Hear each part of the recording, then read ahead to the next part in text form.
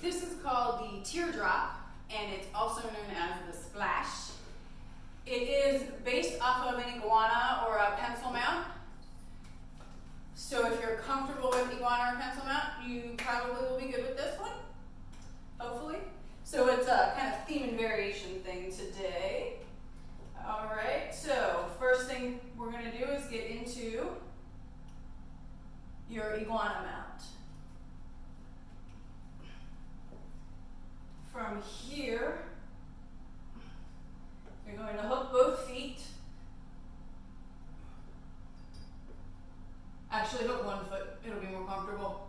Just kind of have the other one being up there. And then leading with your head, arch your back. All right, this is your teardrop. So I'll show you again from the other perspective. Bring it down, back all the way against the pole, into your pencil mount, hook your foot, and arch your back. This is what it looks like from the front.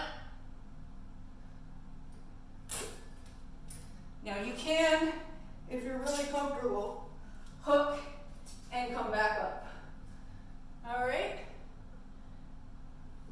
But just remember, when you arch your back, lead with your head, and because your shoulder blades are already kind of in position, just make sure you really emphasize squeezing your shoulder blades together. And then when you lead with the head, you're squeezing with your shoulder blades. It'll make your back arch that much deeper.